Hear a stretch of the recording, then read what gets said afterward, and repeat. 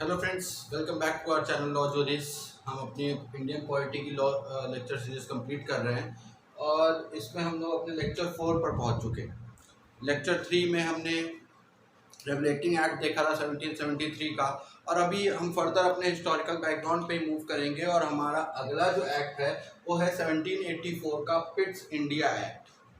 देखते हैं Pitt's India act में क्या क्या बातें निकल कर आई हैं।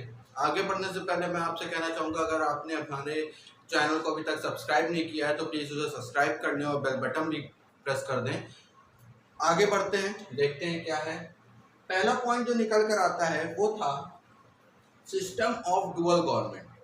मतलब पिट्स इंडिया एक्ट में ये प्रोविजन किया गया, ये भारत के एडमिनिस्ट्रेशन में प्रोविजन कर दिया गया कि अब इंडिया में एक डुअल गवर्नमेंट सिस्टम होगा। मतलब पावर्स का डिवीजन किया जा रहा है किनके किनके बीच में, सीओडी एंड बीओसी। सीओडी मतलब कोर्ट ऑफ डायरेक्टर्स और बीओसी मतलब बोर्ड ऑफ कंट्रोल। हमने अपने रेगुलेटिंग एक्ट 1773 में नेक्स्ट लेक्चर में जो पढ़ा था, हमने कहा था एक सीओडी होगा, कोर्ट ऑफ डायरेक्टर्स होगा, जिसका ये काम होगा जो ब्रिटिश गवर्नमेंट को रिपोर्ट करता रहेगा related to military, revenue and civil affairs of India. वो ब्रिटिश गवर्नमेंट को ईस्ट इंडिया कंपनी के कामों के बारे में रिपोर्ट करता रहेगा। लेकिन इस एक्ट में क्या कर दिया गया, 1784 में क्या कर दिया गया, कोर्ट ऑफ डायरेक्टर्स को भी कुछ गवर्नमेंट के डिसीजंस लेने की कुछ पावर्स दे दी गई। मतलब सीओडी जो कोर्ट ऑफ डायरेक्टर्स था उसको दी गई कमर्शियल अफेयर्स, पैसे से रिलेटेड जो भी चीज़ होंगी। भाई जाहिर सी बात है, तो कोर्ट ऑफ डायरेक्टर्स थे वो ब्रिटिश गवर्नमेंट के आदमी थे, ब्रिटिश गवर्नमेंट के पर्सन्स थे इंडिया में। तो उनने ब्रिटिश गवर्नमेंट को मेन जो काम था, मेन जो मतलब था वो था पैसे से रिलेटेड। मतलब पैसा उन्हें चाहिए था, ईस्ट इंडिया कंपनी कैसे पॉलिटिकल अफेयर्स करती है उससे उन्हें मतलब नहीं था। तो इनने कहा कि court of directors commercial affairs, पैसे से रिलेटेड मामलों पे डिसीजंस लेंगे, पैसे से रिलेटेड मामले क्या कहते हैं उनके अंडर में होंगे। Commercial affairs court of directors उनके इंसानों के हाथ, उनके लोगों के हाथ में। उसके बाद एक बोर्ड ऑफ कंट्रोल बनाई गई। एक बोर्ड ऑफ कंट्रोल में 6 मेंबर्स रखे गए। अब इन 6 मेंबर्स का काम क्या था, सारे पॉलिटिकल अफेयर्स, मतलब कैसे कंट्रोल लेना है, क्या करना है, कौन कौन से काम पॉलिटिकली रिलेटेड होंगे, वहाँ के सिविल मैटर्स कैसे सॉल्व करने हैं, वो सारी बातें बीओसी के हाथ में दे दी गई, बोर्ड ऑफ कंट्रोल के हाथ में दे दी गई, जिसमें 6 मेंबर्स हुआ करते थे। तो यहाँ पर ब्रिटिश गवर्नमेंट ने क्या किया, ब्रिटिश गवर्नमेंट ने यहाँ पर एक सिंपल सी बात करी और कहा कि हमें सारे मैटर्स से लेना देना नहीं है, हमें केवल पैसे से मतलब है। पैसा जो भी होगा उससे रिलेटेड जो भी बातें होंगी, जो भी गवर्नेंस होगी वो हमारे आदमी करेंगे, मतलब बोर्ड ऑफ डायरेक्टर्स करेंगे।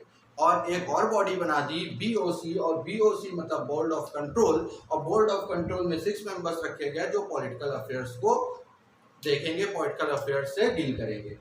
उसके बाद सेकेंड पॉइंट हमारा है कि इसी एक्ट में क्या कर दिया गया, Calcutta became the capital of British position in India. मतलब इन ब्रिटिशर्स ने जितना भी लैंड अपने डायरेक्ट पोजीशन में रखा था, हमने बात करी थी ट्रीटी ऑफ इलाहाबाद के बाद बंगाल, बिहार एंड उड़ीसा के parts India east India Company के हाथ में आ गए थे, ईस्ट इंडिया कंपनी के पोजीशन में, मतलब ब्रिटिश के पोजीशन में आ गए थे।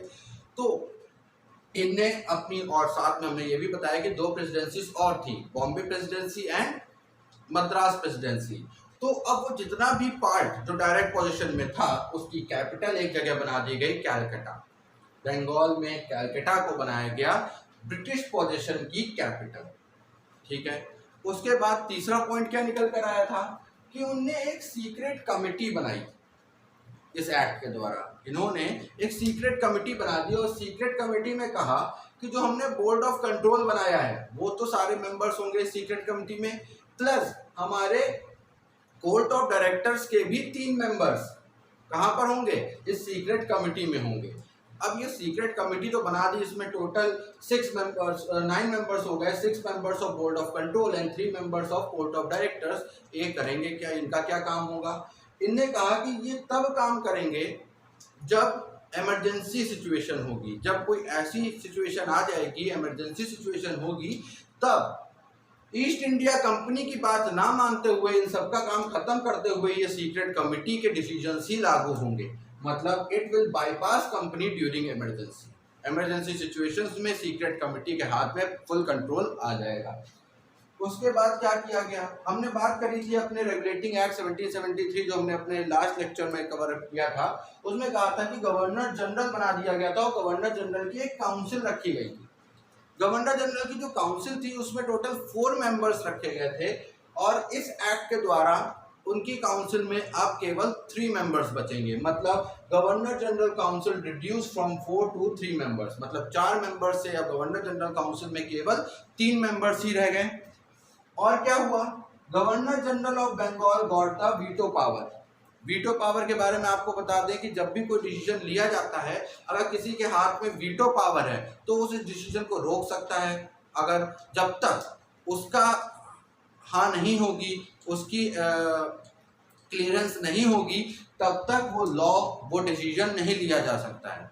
तो वीटो पावर किसके हाथ में आ गई, गवर्नर जनरल ऑफ बंगाल। मतलब गवर्नर जनरल काउंसिल के 3 मेंबर अगर किसी चीज को हाँ कह भी देते हैं तो जब तक गवर्नर जनरल ऑफ बंगाल का हाँ नहीं होगा तब तक वो डिसीजन नहीं माना जाएगा। मतलब गवर्नर जनरल ऑफ बंगाल के पास फुल पावर आ गई, मतलब एक वीटो पावर आ गई कि उसके हाँ की हाँ रिक्वायर्ड है, उसकी यस रिक्वायर्ड है, उसकी कंसेंट रिक्वायर्ड है टू मेक अ डिसीजन।